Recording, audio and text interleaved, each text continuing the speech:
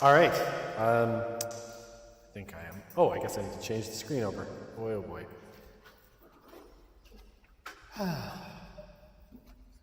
Okay.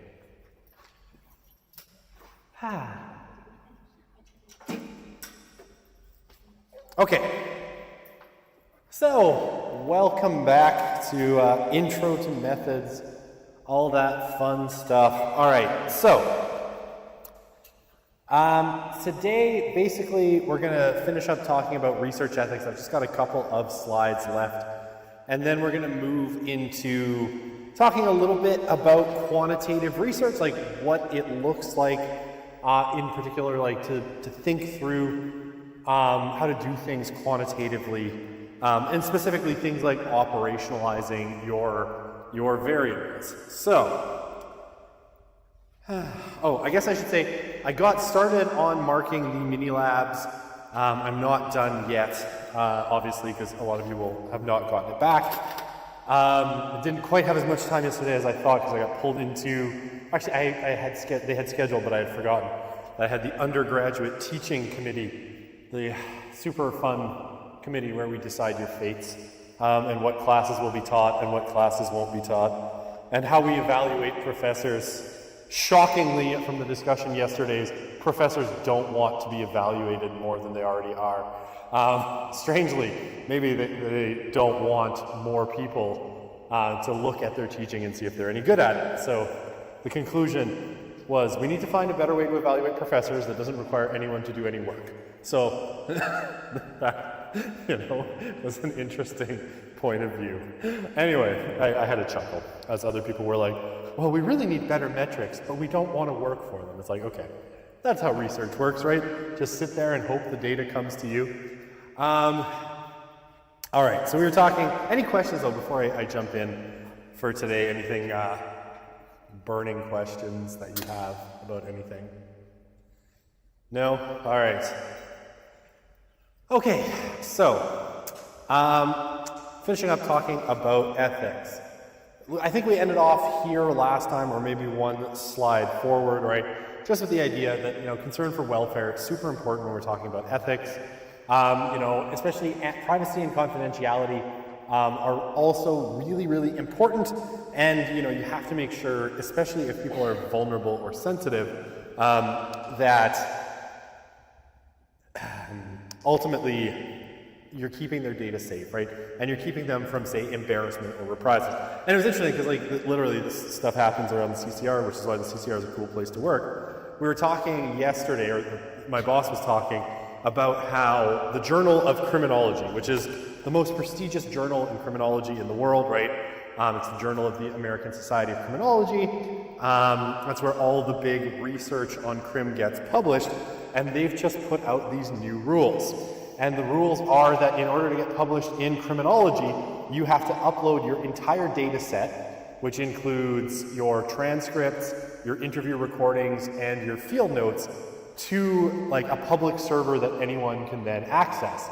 And she is basically saying that is crazy, specifically because no research ethics board is ever going to allow you to publish anything in criminology, because, especially if you're doing qualitative work, because, anything that could identify your participants can't be out on a publicly available server, especially things like field notes. So these are in case it sounds like these are slightly academic debates, my boss has now written she put it, she's German, so she's like a very professional letter to the board of the journal, basically being like, this is the policy that you're attempting to implement is crazy, and no one will publish qualitative research in your journal.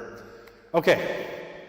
Yeah, we talked. I'm pretty sure we talked about. I'm talking about the same thing in SOC 100, and I'm like, did I talk about this in SOC 100 or did I talk about it here? Anyway, covert research is sometimes seen as not okay, and it's very hard now to get covert research past research ethics boards for all of these reasons. Oh, I think I ended here, right? Because this was a fun one. Duty to report, right?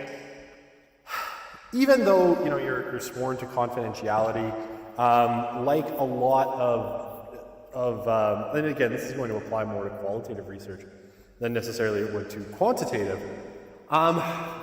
But like a lot of circumstances, if you, like, you know, your counselor, you're a social worker, a school teacher, you do have a duty to report if in certain circumstances, right? Even though you've assured your participants' confidentiality, there are certain things that, you know, if you observe or things are disclosed, that you have to, you know, contact the relevant authorities, right?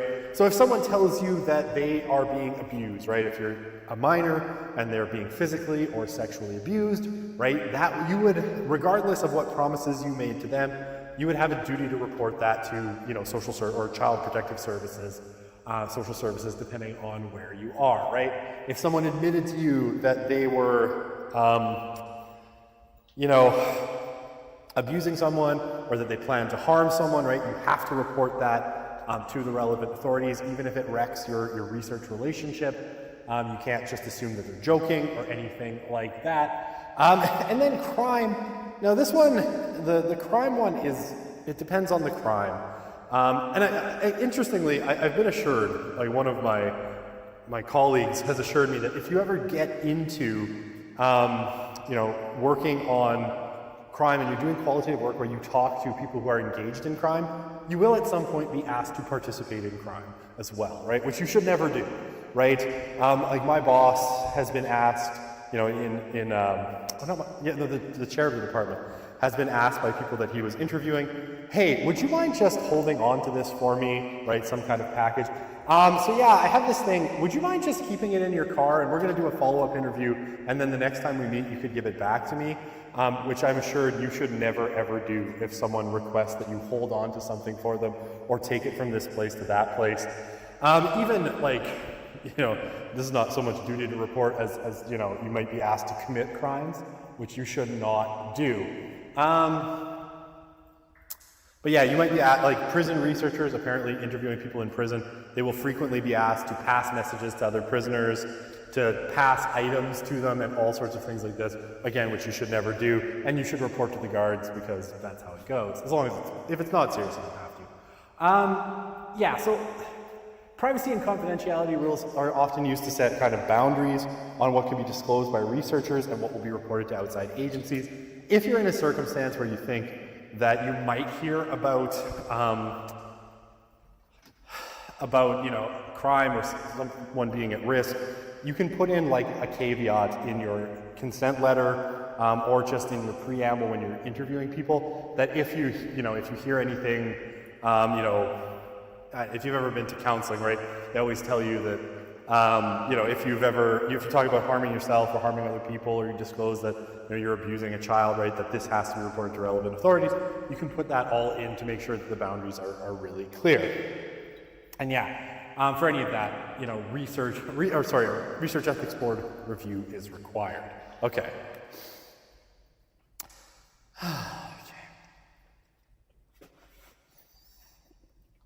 So, online data is a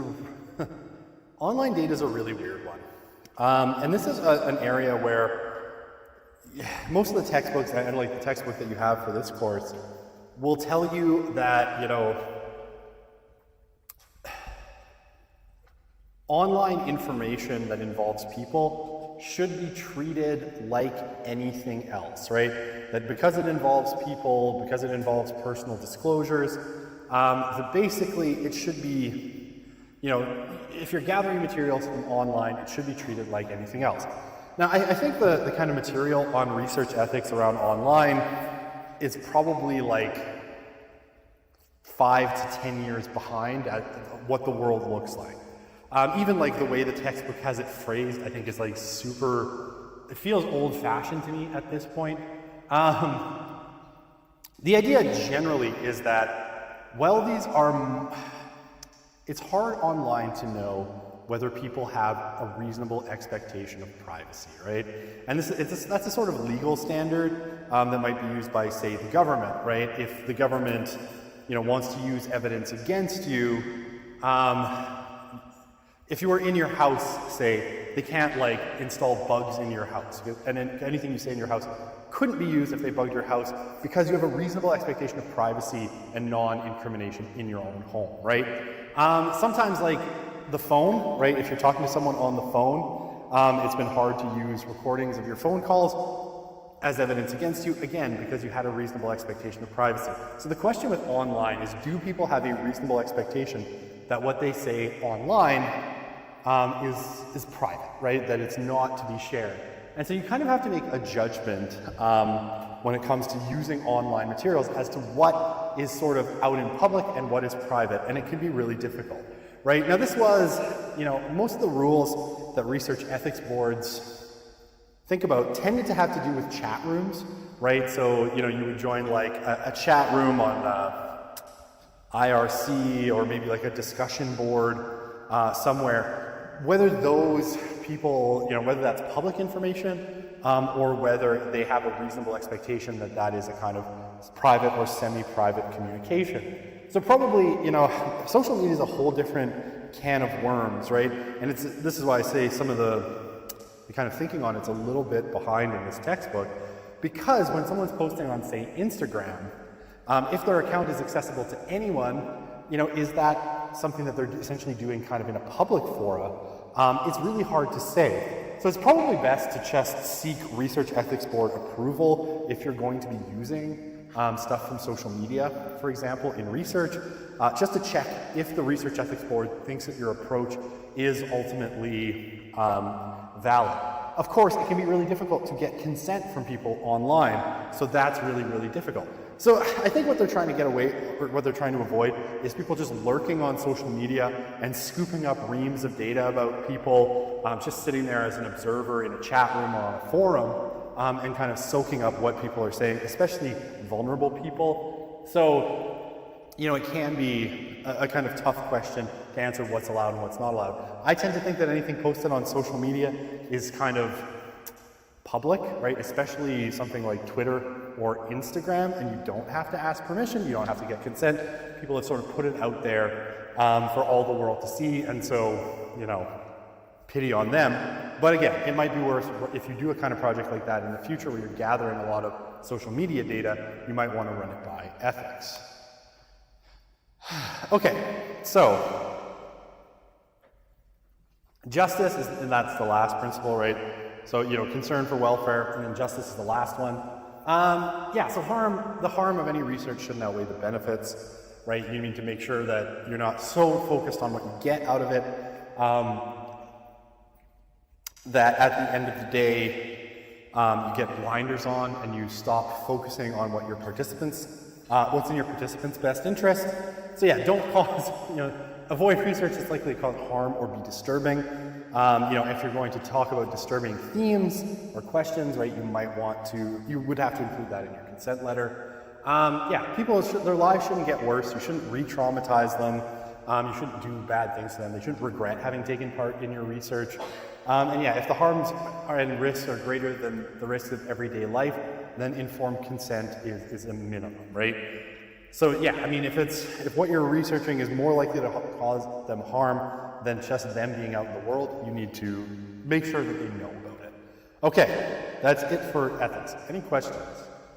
So I would like to move on to my next thing, quantitative research.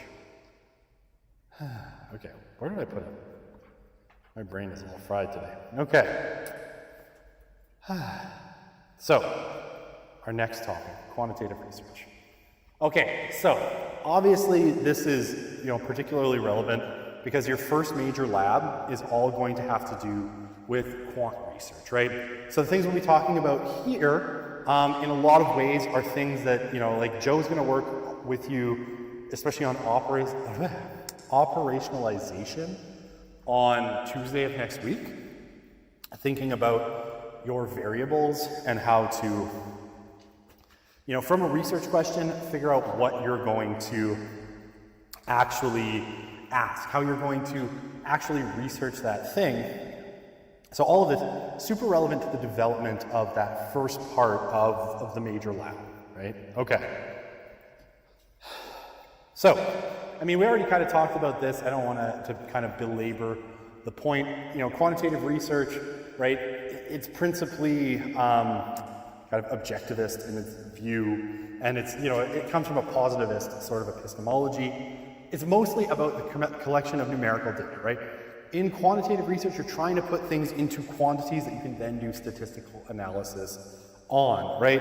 And you've got that deductive relationship, you know, where you go from theory, hypothesis, collect data, test hypothesis. That's the basic outline of quantitative research. And yeah, it's got that naturalistic kind of natural science way of looking at things.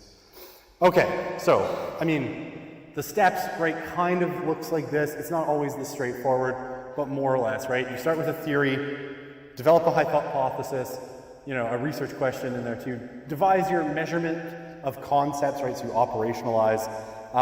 You figure out where you're going to do the research and how. Do the research, collect the data, process the data, analyze the data, write up your findings, conclusions, or come up with your findings and conclusions, and then obviously in academia you're wanting to publish it, right? So a pretty straightforward way of doing things. Okay, what's not straightforward, however, and what's probably, maybe not the most difficult task, but certainly in quantitative research, a fairly difficult task at times, and to come up with really good ways of doing this can be a challenge, right? And you're gonna have to do this for your major lab, your minor lab and your major lab, minor lab 2 and major lab. So it's worth kind of thinking about it. Okay, so what is operationalization? Basically, you're wanting to turn some kind of broad concept, and you know, like if you remember the email that Joe sent out about, you know, the mini lab, you know, he encouraged you to sort of, when you're coming up with your research question, to sort of phrase your research question in as broad a way as possible. So, you know, essentially to make operationalization a little bit easier and a little bit less constrained in some ways. But basically, the idea behind operationalization is you need to turn, you know, some concept that you want to learn about, right, into indicators or variables or specific questions on a questionnaire or in an interview, right? A questionnaire or survey, right? So it's basically about taking some kind of concept, something you want to know about the world, and figuring out how can you ask questions that are going to help you measure that thing. And it's not, unfortunately, it's not always as straightforward as you'd like it to be. And sometimes the way you operationalize a variable can or your conception of how to operationalize a variable can very much make or break the kind of research you're doing. Okay, so I have a kind of example, right? So if you had a research question, right? If you wanted to know, is secularization, right, a decline in religious belief, increasing from generation to generation, how do you operationalize this, right? So you need questions ultimately that allow you to measure the phenomenon that you're trying to study, and you got to think here. So you're trying to measure, you know, how religious people are, religious belief, what we would call in social religion, religiosity, right? So you basically need to think, you know, what kind of ways could you measure religious belief?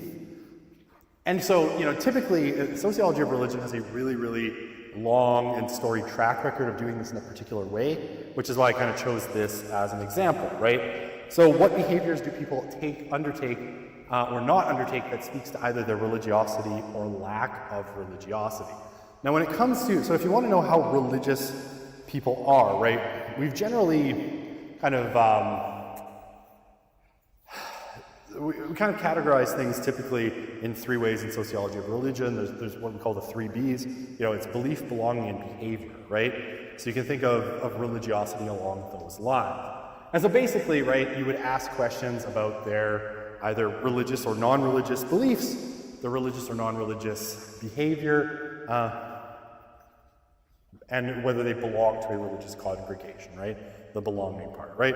So this is a kind of example of some of these, right?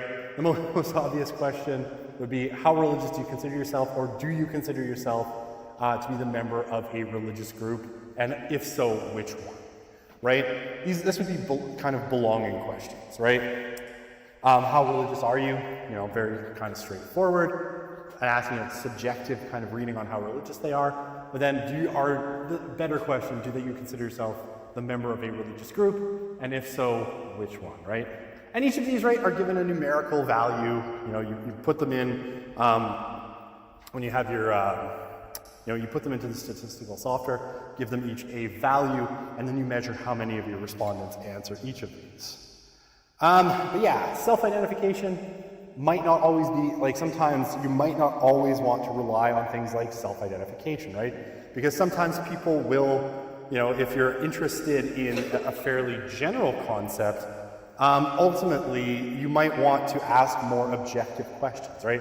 So religiosity, like, do you belong to or do you consider yourself a member of a religion, is a good question, but it might leave out, say, non-practicing Catholics, right? That they're like, oh yeah, I'm Catholic, but they never actually attend. So it could end up being a poor way of actually measuring how religious they are, right? Because if you're like, oh yeah, 46% of Canadians are Catholic, but how Catholic are they would be, I think, a much more interesting question.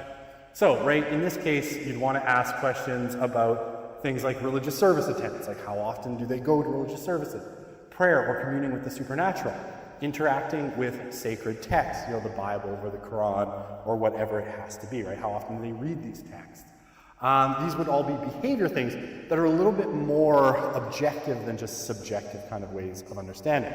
You can combine them with the subjective ways of understanding, but it would be kind of a different way. So then you're operationalizing sort of religious behaviors to be like, okay, if I look at this individual subject, right, they say that they're Catholic, but they only attend, 2 or 3 times a year, they never pray, and they never read the Bible, right? And so you could kind of be like, okay, this person scores like, say you scored those out of 20, that person has a score of like 4 out of 20 in terms of religiosity. And then as part of the whole sample, you can be like, 30% of Catholics scored, low religious salience or whatever. You can do all sorts of things with this, but it gives you a little bit, in terms of religious behaviors, as long as people aren't answering honestly, you're operationalizing in such a way to get to a different set of kind of information, right? So this is what it would look like. And this actually is always the way that you should ask this question if you want to do research on religion. How often do you attend religious services, not including weddings and funerals?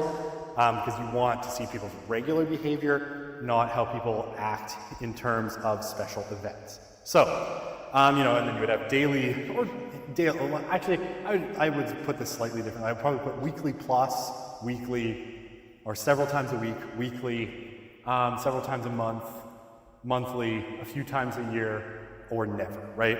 So and sometimes you can put seldom as another option there, or never. Okay. How often do you pray or commune with the divine? Several times a day, daily, weekly, several times a month, monthly, a few times a year, or never. Again, seldom is sometimes thrown in there as well. Again, you get the idea, right? It's like, how often are you reading religious texts? All of these things, right, are ways of measuring how religious someone is in their actual behavior. And it could be a better way to operationalize it. Okay, actually, before we move on, it could be fun. Let's try this. We can try together to operationalize something. So someone, what is a concept that you're interested in studying? Like if you're thinking about your research questions, what is something that you're interested in studying? And we'll see if we can come up with some kind of operationalization of a concept here to kind of show you what it would look like. And you get to use my somewhat tired brain. Yeah, Joe. Furries. Okay, so you're interested in furries. What are you interested about furries? Like, you don't know. Okay. What could be an interest? Yeah, please. Why did they do it? Why do furries, what's that? Why do furries furry? Yeah. Why do furries do the fur? Okay. So what kind of variables could we be measuring? Like in terms of, okay, like, so was that someone's voice or was it out in the hall? Oh, you're whispering in the corner. Never mind. Sorry. I'm like, am I hearing voices? It's possible at this point in the day. I've had enough caffeine to kill a small horse. I could be hallucinating. What's that? There are ponies, but there are also just smaller horses. So, like the kind my daughter rides when she goes to riding class. They give her the small horse because she's a small girl.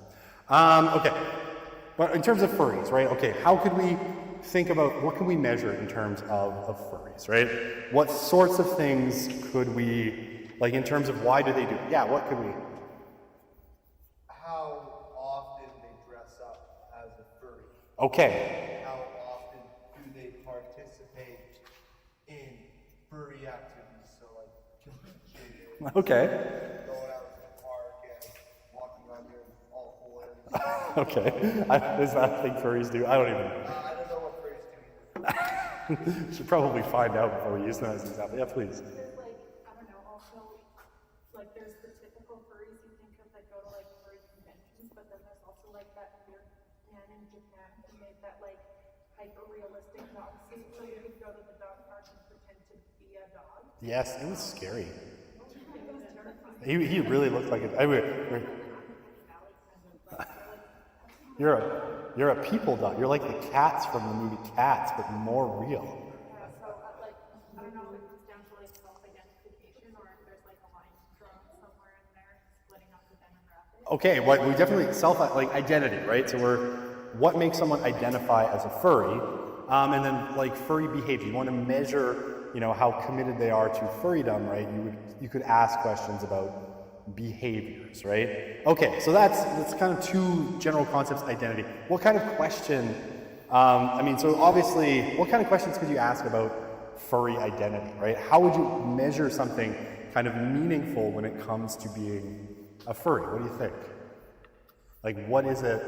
Like, do you identify as a furry is an easy one, right? Or do you consider yourself a furry? That's typically a yes or no question, but it is that's almost like a screening question to see if people qualify for your survey. So, like within that, what other things we want to know about furry identity? Yeah. Do you wear a fursuit, and if you get, what do you get? What do you get after wearing a fursuit? Okay, so I think what you want there is like, do you wear? I think if they're identifying as a furry, right? We're probably, I guess we could ask, do you have a fursona, right? Do you have a costume that you dress up in? And then, okay, so that's one measure. That's again a yes or no. There are problems with yes or no questions. We'll talk about when we talk about surveys. They don't give us a lot. Yeah, please. If you were to kind of take like an intersectionality framework to it, it's like, do you perceive yourself as a furry? Like, is your gender or identity a furry? Okay. Interesting. How would we ask that? This has gone so far in a strange direction that I've never anticipated. I just got done my contemporary class. I'm like, still. Is that Randy? Should I be blaming Randy for this? All right. I'll go have a fight with her. No, I'm kidding. I like her. She's good people. What's that? Yeah. Why are you telling my students crazy things and derailing my intro methods class? Okay, so yeah, please go ahead. Would this almost be like an ethical quandary though? Because I think furry is more like an internal label. Like I don't think you could do a test and say like, oh, you were a furry. I don't know how people would respond to that. Like would that? Assuming that they have the right not to participate, there's not really if you're sending out a survey, it's not really an ethical question, I guess. Like, What if someone gets a result saying you are a furry, but they have no identification? Just a little test. well, you're it's not. We're not talking about a BuzzFeed quiz, which is like at the end you come out with your fursona is, you're a penguin. Good job, right? So yeah, you don't generally share the results with them. But sorry, there were other hands. I'll go there to Joe. Yeah, go ahead. How long? Right, that's an interesting question. And what is that measuring? What do you think what do you end up measuring with that? Commitment, right? How committed are they? Is it like a passing thing, something they're just trying, or how deep in their identity is it? Yeah, that's an interesting one. How do they choose their persona? Or like what made them choose their persona? Or like what was the concept of them choosing their persona? Okay, now this is a hard one to do quantitatively, right? This is a really interesting qualitative question about furries. But the problem with that, and I think it's a good way to think about operationalization, is how can you ask that question like in a survey form, right? Like what kind of question could you ask about their, I'm going to use this term too many times today, and I'm going to hurt myself later. Their persona, in a way that you can get sort of quantifiable results, right? Because if it's like, why did you choose it? Why is a really like subjective question, right? It's a qualitative question. What can you measure in terms of, the choice? Is it, you suppose you could ask something like a Likert scale question, which is like, how much do you agree with the following statement? I chose my persona,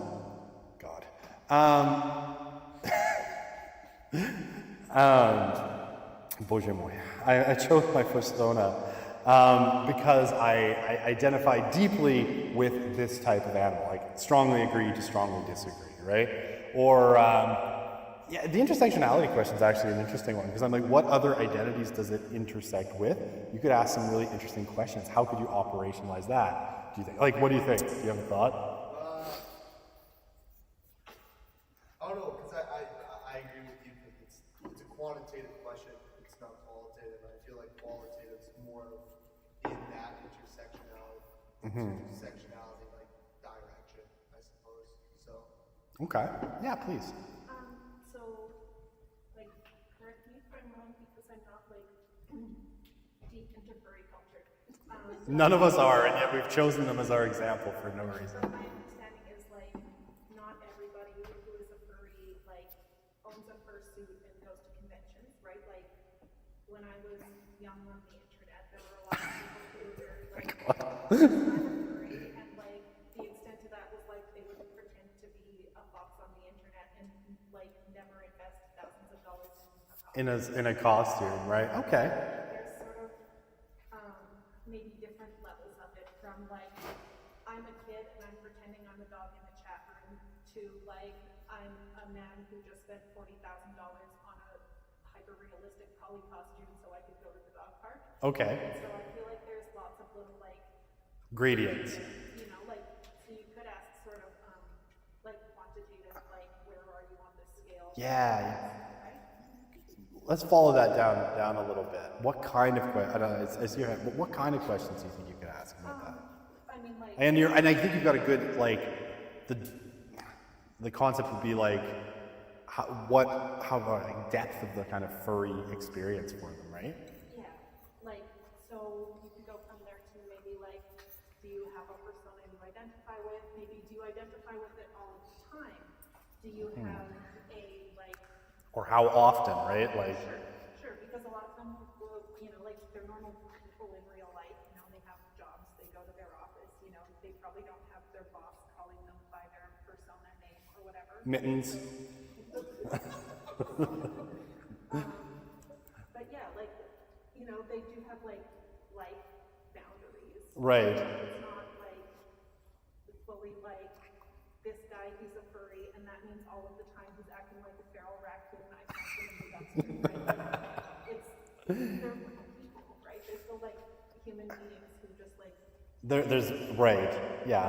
And so like there's like varying degrees of like how into it are you? Like, is this? So how would you measure that though? Like days of the week, time in terms of hours, like. Sure, I guess like any of those. Okay. Here, we'll go back and to you up in the front here. I'm gonna try to answer your question. Okay. So to crack a joke with it, it's like on a scale of 1 to furry. How furry are you? Okay. So you could almost do it like, okay, 1 is like, oh, I really like polar bears. Okay. And it's like I'm dressing up as a polar bear in the park. Okay. I'd say like maybe like 3 is like I go on Reddit and I act like a polar bear on Reddit, and then like you call like a 7 like, yeah, I have a pretty unrealistic polar bear outfit that's like kind of there, and it's like I feel like you kind of like scale Okay. how furry you actually are on On a scale of 1 to I got trapped in a zoo one time. Okay. Yeah, I mean it's an interesting one because it's like if there is all of this diversity, you have to find a way to capture it. But like a self-identified scale, again, can run into the problems of, well, social desirability bias being a big one. What if people just don't want to be, admit to it on your survey? And, how objective are people with their own identities? Yeah, please go ahead. So, like, usually if you like see furries on like social media or something, they're usually in like a group. Okay. Always, like, could you ask like, oh, how often do you interact with people that identify as furries as well? That's a great one. Yeah, like how much time do you spend with other furries would be a really interesting metric that you can quantify. Like, do you see them every day, several times a week, right? Or how many hours a week do you spend with other furries? Could be a really interesting way of saying how integrated are they into, you could get their furry score, way up if they spend more time. Yeah, please. This is sort of like statistical model, like a Likert scale, like on one animal, how do you feel, or like how do you dress up, and see where like the data clusters between the different kinds of furries, and then you can also parse out people who self-identify and those who don't to see is this any difference in the baseline population. Interesting. Like it's an interesting idea. Typically, what I've seen done is like you ask a bunch of questions and then you create a score, right? So then each, you enter it into R or SPSS, and then it takes every individual case and gives it a score. And then I like it because you can make pie charts out of it. I like pie charts, and it's like, 8% of Edmontonians are furries. Of that 8%, 4% are I go to conventions.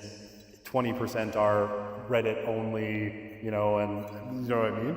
Yeah, I think that's what I've done, is like I ask a bunch of questions and then I score it, rather than building the model into kind of a question, which again, the more questions you can have, the better you can kind of build a statistical model that expresses, where they fall on the scale. Yeah, please. I think another thing that needs to be factored in is it's like really expensive to be the kind of person who like goes to conventions and customizes a fursuit and like all of these Right. things, right? And so like, is there maybe a socioeconomical factor that like, like being a 10 out of 10 furry is Like for the economic class kind of thing than somebody who like maybe you can't afford the convention tickets in a fursuit, so that's why you're Right. a furry on Reddit or whatever, right? And that'll be everything from like, I can't afford the time and money to do this at all, to But I feel at my core like a skunk, right? versus like, in my budget we have spirit Halloween cat ears, or like, I think we also have to sort of factor in like how much cost prohibits how people will be able to perceive and like be that persona. Okay, that is a really interesting question. How would you ask people about that? How much do you spend on being a furry versus how much do you make? Okay, interesting. Like, how much do you spend on it? Sorry. Yeah, because I have a thought that popped into my head there. Sure. You could ask, how much, like, annually per year does your income go into being a furry? Okay, yeah, that's good. Maybe how willing, like how willing are you to like spend X, no, like how willing are you to spend like a certain amount of like of your income into being furry? Okay. All right. Here's my thought. If I was wanting to operationalize a sort of question to see whether there is a barrier that exists between, having this identity but wanting to express it more, I would probably ask something like, you can put it in a scale, but if I were able to, I would spend more money than I currently do expressing this identity. You could put that from strongly agree to strongly disagree. Because then you're sort of capturing like, okay, you can clearly see that, probably people who are up at the top part of that income scale are probably spending about as much as you can, right? And then other people are like, I wish I could express this more, but I don't have the money. And that could be a way of operationalizing that income inequality. I mean, I think in almost any survey, you're going to grab demographics at the end of it, right? So you get that was a weird echo. You're going to grab things like income, right? Gender, those sort of race and all those sorts of things, just as part of a normal survey. But yeah, it could be an interesting way to sort of ask about income, because really you're interested in like income inequality amongst furries and how that actually affects the identity. So I think that could be interesting. Wow, you guys are really into this furry example. I love it. Sorry, you haven't said anything. Go ahead. I was gonna say maybe also bringing in factor of like age as well with socioeconomics because like slightly off topic, but I worked at Hot Topic for 7 years, so I unfortunately have experience. What is Hot Topic? It is a pop culture store, Okay. and there's a lot of furries that go in. I've seen a lot of things I really wish I The dark side of humanity. didn't go there. Genuinely. I didn't even know it existed, so it was not on my list. But with experiences that I've had with customers, usually they were like 30 to 40-year-old adult men most of the time. Okay. They kind of overlap with like the Brodies fandom and stuff like that. This is also a fandom that has fascinated me for reasons I can't explain. But yeah, I've noticed a lot of people that were like identifying as furries and stuff were like people that had whole ass families. Like Your reactions are the best, I love it. But yeah, so like maybe taking into account for like age as well and see. Age and sex and maybe family status, right? Like what is the identity of the people who are able to do this? Yeah. Huh? Could you do regression analysis for parts of like about money? Like maybe all furries have the same inherent traits, but fursuit convention going is just money. That's the only thing that's not split point.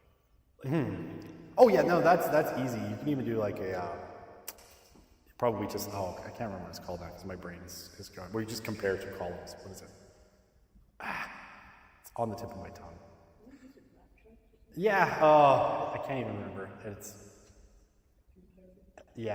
Anyway, it's comparative statistics in SPSS. I just can't remember what it's called because my brain is spaghetti at the moment. Please. Yeah, I was wondering, on like bouncing on other variables in the platform, do you think if they have any other identity that they have or any other groups that they're a part of, or the way that they find a sense of belonging? Because they don't fit. Okay.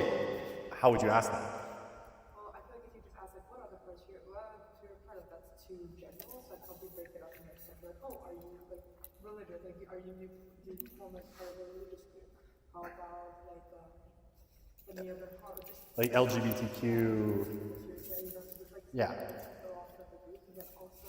Which and what are you hoping to find out? Just to see if like, oh, they have a lot of other social connections, or oh, this is actually the only form of community that they do have. Like what?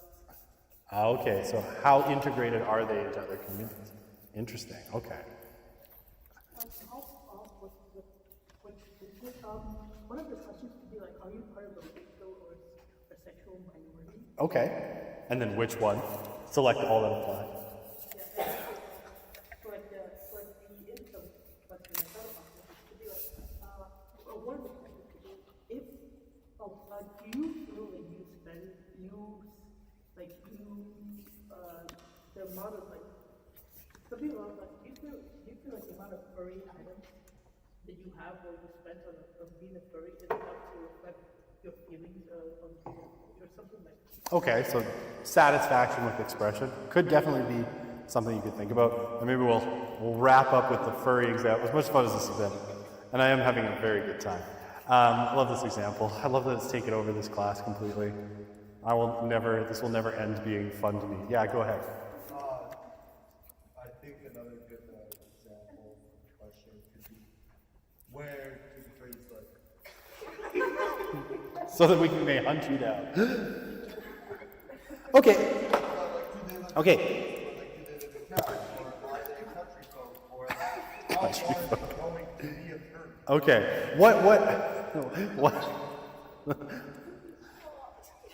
What? In a small town? Probably. There's a. I'm sorry. We're killing you. I'm sorry. All right. Yeah, it's an interesting question, but like, what are you trying to measure there? Right?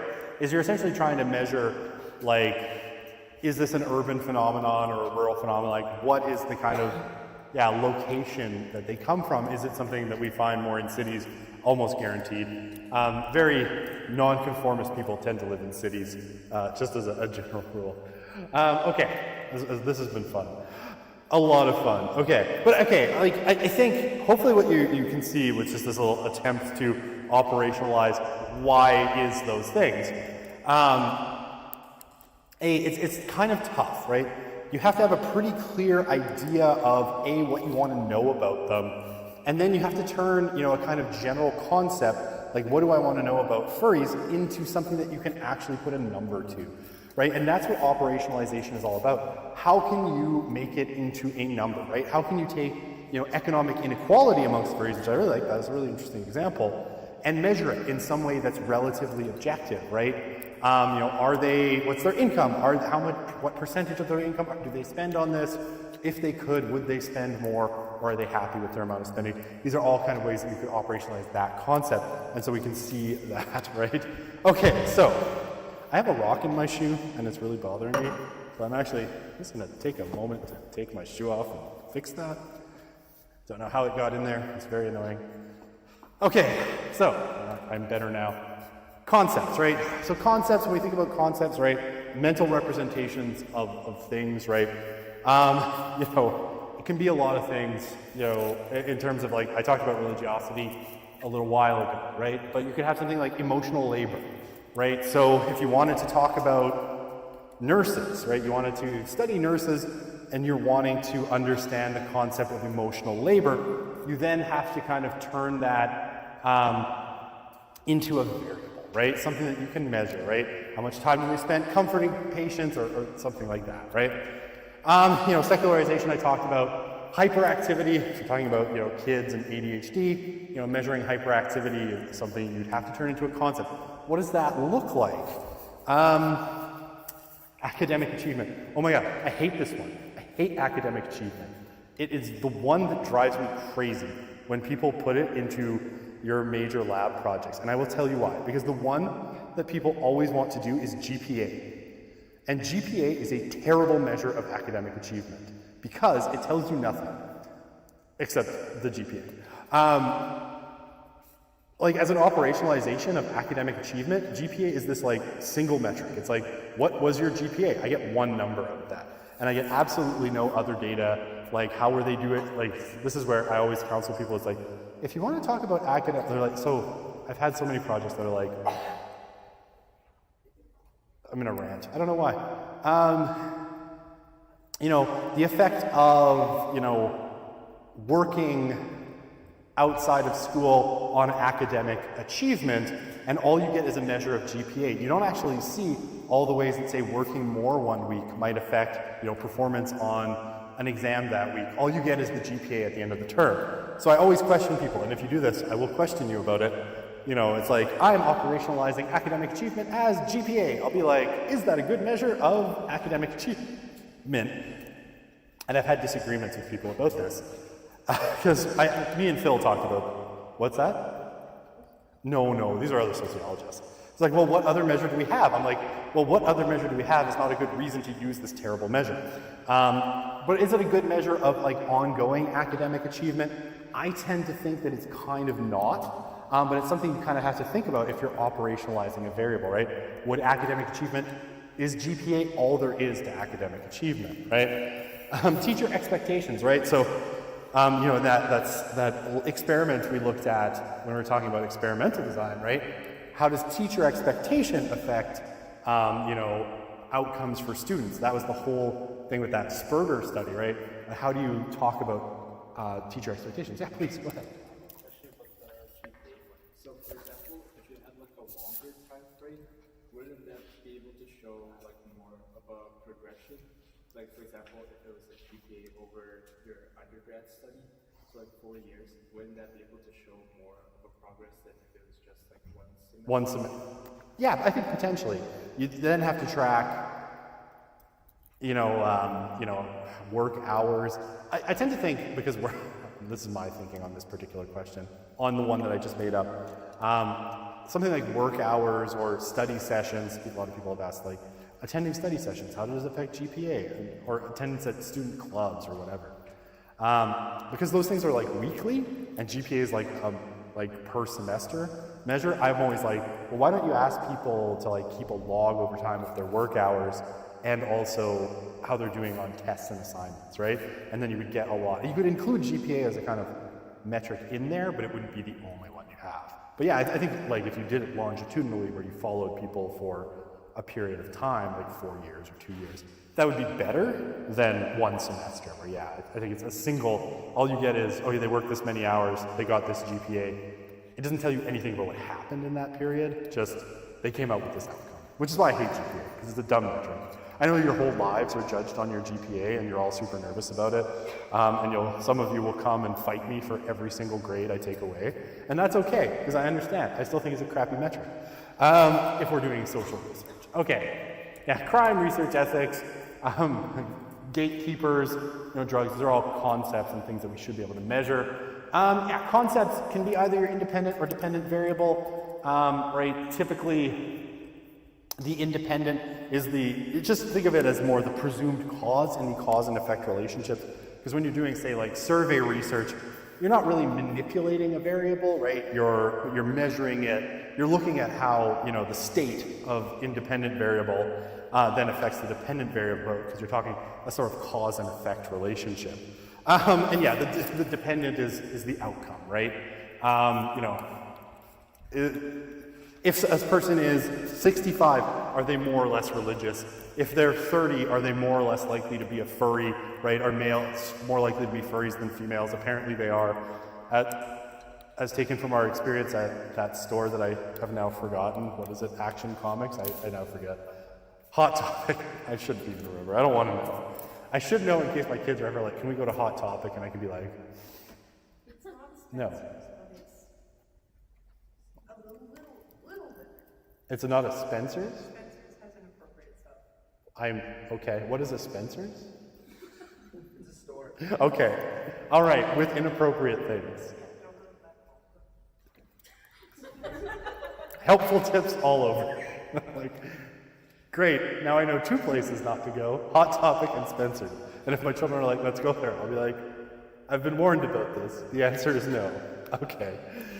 Oh. Okay. So obviously, why measure a concept? Oh my God. I'm sorry.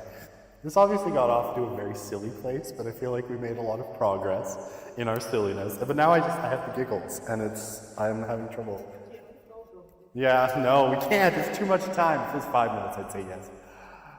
All right, but you did great. I just want to say, it's really good thinking, and I loved your enthusiasm on like trying to figure out furries as a concept. I will have to research this someday. I think it's inevitable now. And then I can say I actually did research on furries. Okay, measurement, right? We want to measure things, right? Obviously, because then we can find differences between them. We could build statistic models, right, using measurements to see the kind of very, very slight differences. We could do, bivariate or multivariate regressions, compare things, try and figure out cause and effect relationships, and all of that fun stuff. And yeah, measurement provides a way to identify and gauge those differences with consistency. It helps with replicability too, right? If someone has interest in the same thing and you ask the questions the same way, you can kind of gauge differences. You can compare different locations if you're using similar kinds of measurement systems, right? It allows you to estimate what the relationship between a concept and the strength of the relationship is. What's the correlation, right? I will say, this is an aside, but a somewhat, before we get into definitions, because this is a whole other bag of worms. One thing that I'll say, and when you're designing, if you're designing survey questions, and you want to, A, figure out operationalization. This is a really helpful way to do it, and B, think about how you could use your study and compare it to other places and other times. Think about how, and I'll say this again when we get to survey research, but I'll say it now, because you're in class and paying attention, so why not give you a heads up? A really good way of doing things, right, is often to turn to existing tool sets, right? So something like hyperactivity, right, or attention deficit disorder.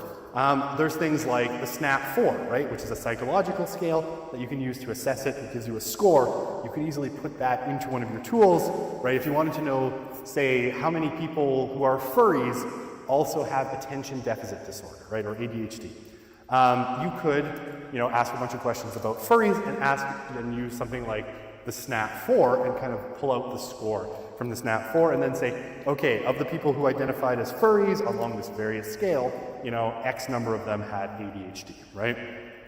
Or were neurodivergent, however you wanted to put it. Similar things, right?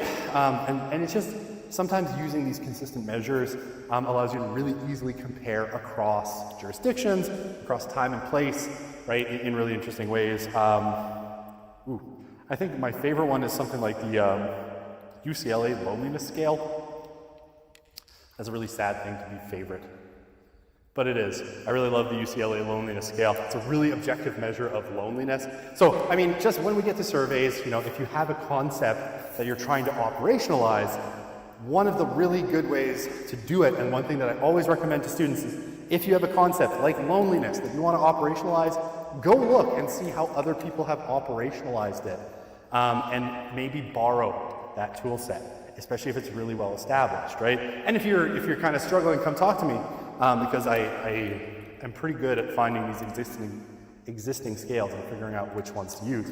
But that's a really good way to operationalize. It's like, okay, I want to know about neurodivergence. Is there a neurodivergence scale that I can use? Okay, you're squinting at my slide like it makes you want to die inside a little bit.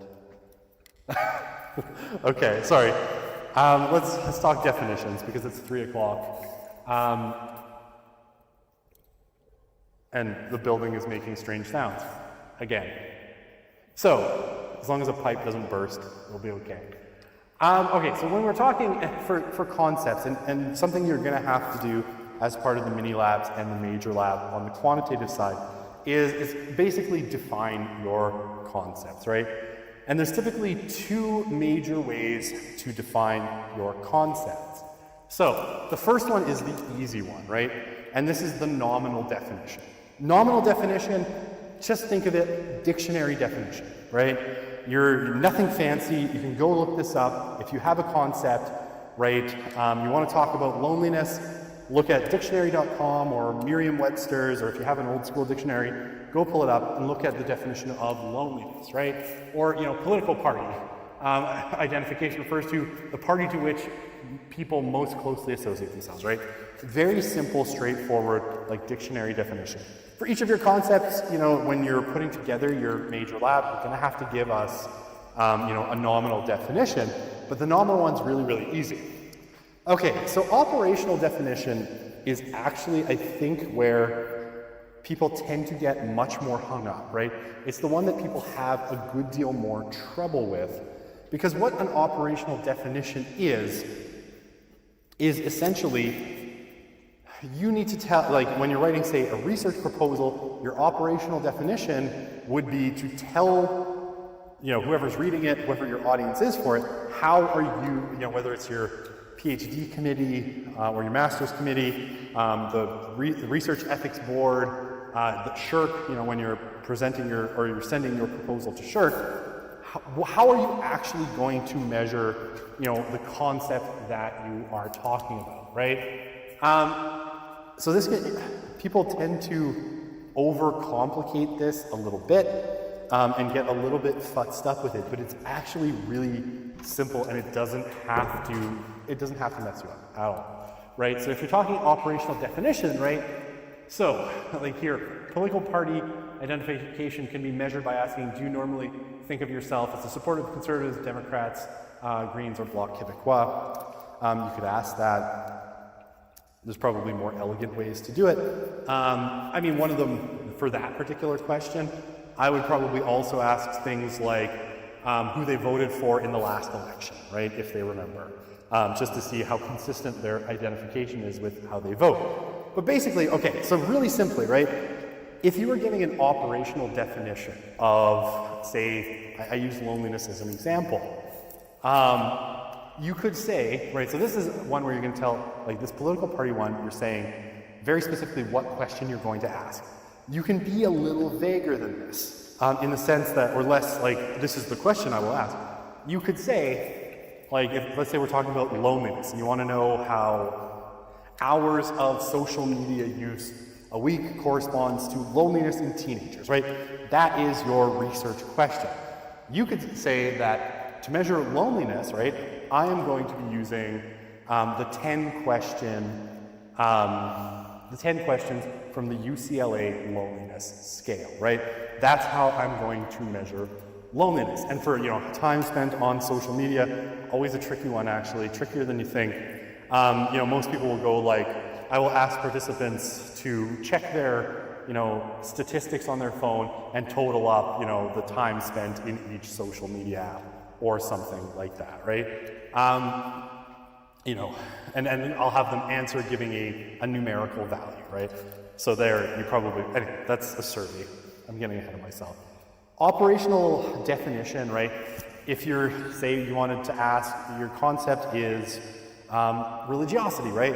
You can say, I'm going to ask them these questions and list the questions, or you can say, I'm going to use these questions, from this study that I found that asked about religiosity, right? And I tend to think that that's actually, in terms of operational definitions and ways of figuring out how to do a study, I always really like existing tools, right?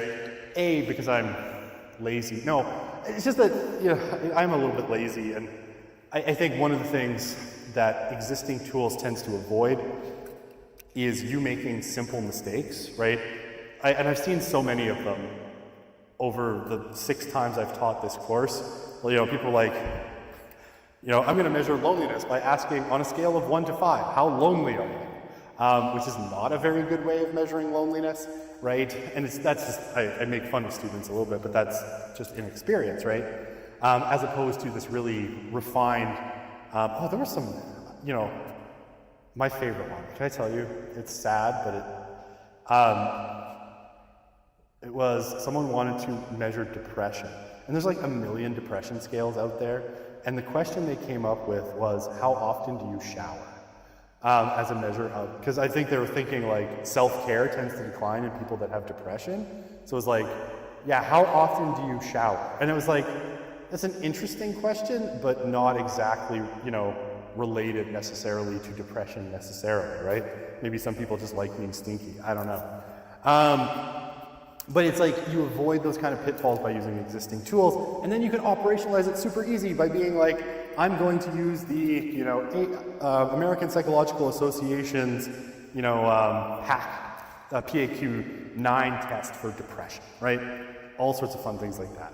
There's tons of tools out there. Makes operationalization a breeze and a half. And I tell you this because you're in class, and people who come to class get the benefit of my wisdom. Okay. Plus, I designed the assignment specifically to make it easy for you to use those kinds of tools. So, good times. So operational definition. Detailed description that defines the measure to such a degree that everyone collects the data the same way, right? Okay, so operational definition, number of sandwiches. Total number of items with something delicious between 2 slices of bread, right? What's the third one? Oh, it's a lobster between 2 pieces of bread.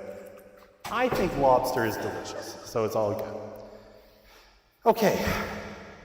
Still, we still got lots of time. All right, so indicators, right?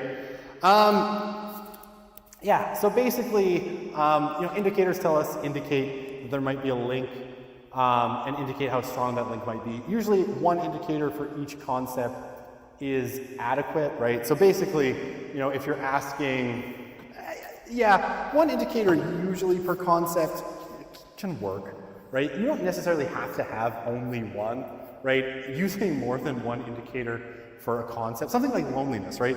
If loneliness is, time spent, by yourself, time spent with friends, right? Whatever happens to be on the UCLA Loneliness Index, I can't remember. It's been a month since I looked at it last. Each of the questions that's asked as part of, say, the UCLA Loneliness Index would be an indicator of loneliness, right?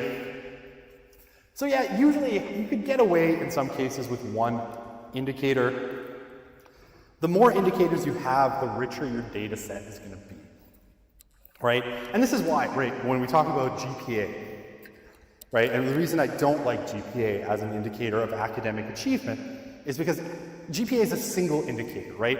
And it's collected at a very specific time at the end of a semester or the end of a school year. And it's very, it's enough, right? It tells you how well that person did. But if you had more indicators, right, the more indicators you have of academic achievement, right, the richer the kind of data set you're going to get, the more you're going to understand ultimately about the thing that you're asking, right? Whereas GPA, I tend to think it's a very crude indicator, but say like, with religiosity, right? If you include, of kind of religious behavior or religiosity, right? Indicators of identity, a couple of indicators of religious behavior, and then, you could probably ask about specific beliefs. Do you believe in God? All of these sorts of things, right? This is more indicators, which again, just gives you more things to compare, better ways to build statistical models where you can do regressions, and you can build, you can score your subjects, in particular ways. Okay. So, I'm just gonna, okay. Well, let's do this slide, and then I will let you go a few minutes early today. After our great furry explosion of fur enthusiasm, I can see you're powering out a little bit as the day wears on. What's that? I didn't hear. Sorry, I didn't hear what you said. You've lost your fur enthusiasm. That's all I have to say. I'm just going to put fur on every word, and we're going to go with that. Persona, for enthusiasm, anyway, off I go. For likelihood, no. Multiple indicators, right? More than one variable to measure a concept. Basically, reduces the likelihood of misclassifying some people because they misunderstand the question, right? And that happens a lot, right? You can't be sure of people's level of English or whatever language you're working in. So, the more questions you have, the less likely it is. And sometimes people like to use essentially what amounts to the same indicator, but asked in a backwards way, right? So, and we'll talk about this when we talk about survey design. One of the things that's often useful to do is to say, ask the question almost backwards, right? It's like, I don't know, I consider myself religious, do you strongly agree or strongly disagree? And then you ask a question like 2 pages later, I don't consider myself particularly religious and strong, so to see if those two things match, right? So sometimes multiple kind of measures of the same concept can be really useful that way. Ensuring that definitions of an underlying concept are correctly understood, right? The more you have, the more likely it is someone to correctly understand it. The more likely, if you ask it in different ways or get different indicators, right, you're going to get more stuff. Greater access to a wider range of concepts allows you to make finer distinctions. Allows for factor analysis and cluster analysis, right? So you can do more things the more indicators you have. You can build scores and all of this fun stuff. And, an important one is it helps to weed out response sets. Response sets are basically when someone doing a survey, simply chooses either all of the same thing, right? It's like, I don't have time for this, so I'm gonna just answer agree, right? If you only have one indicator, you might not know that a person's rushing through, but you can typically see if someone chooses all of the same thing on a survey, that they just kind of, bluffed their way through it, didn't read the questions, just said the same thing on all of them, and you want to actually throw that out, right? So you would do it basically if you see something that looks like a response set in one particular subject's answers, you take that thing and you just get rid of it. You toss it out. You tell the program not to. What if it? Sorry. Yeah, it's hard to tell between a response. Typically, if people are reading the questions, you should have enough variance, and especially if you do things like, ask the question backwards, kind of mirrored kind of concept measurements. It would be pretty rare that someone would both answer that they're, say, religious and not religious in the same way. So if you're being clever with your survey design, you can design it in such a way as to avoid coincidence, right? And you can see response sets really clearly. Okay. Is 8 minutes too early to pack it in? Or no? You all hate. What's that? Okay. Well, now it's only 7 minutes, so I think we're good. Plus, I'd have to talk about Likert scales or Likert scales or however it's pronounced. I still can't figure it out, and that's a whole discussion in and of itself. So let's pick up with Likert scales on Monday. God, have a good weekend. He said on Wednesday. All right, we'll see you then. Wow, we made it through 16 slides of this. We're doing great. I don't say that sarcastically, I mean it. All right. Goodbye, 8 people.